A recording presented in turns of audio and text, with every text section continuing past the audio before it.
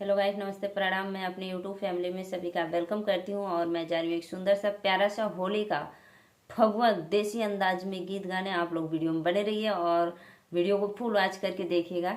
राधे राधे, जय माता दी।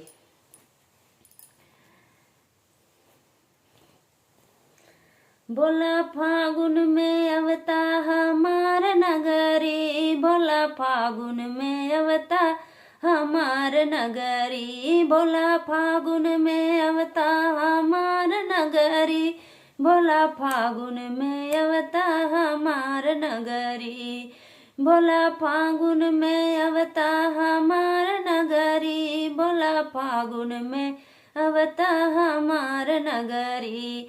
हमरे नगरिया भोला गंगा बहत है, हमरे नगरिया भोला गंगा बहत है, जलवा चढ़ाई भरा भरा गगरी, अरे जलवा चढ़ाई भरा भरा गगरी, बोला फागुन अवता हमार नगरी, बोला फागुन में अवता हमारे नगरी, बोला फागुन में अवता हमार नगरी, बोला फागुन में अवता हमारे नगरी।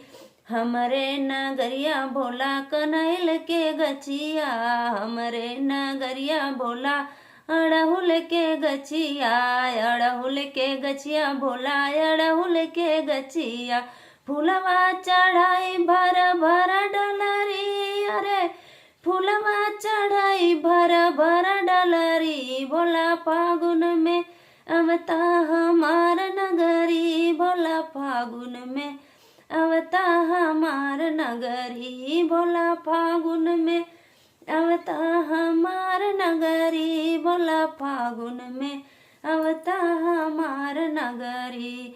हमरे नगरिया भोला भंगिया के गोला, भंगिया के गोला भोला भंगिया के गोला, हमरे नगरिया भोला भंगिया के गोला, भंगिया के गोला भोला भंगिया के गोला, भंगिया पियाई बसीला पर रगरी, बोला फागुन में अवता हमार नगरी, अरे भंगिया पियाई सिला पर रगरी, बोला फागुन में अवता हमार नगरी, बोला फागुन में अवता हमार नगरी, बोला फागुन में अवता हमार नगरी, बोला फागुन में अवता हमार नगरी, बोला फागुन में अवता हमार नगरी।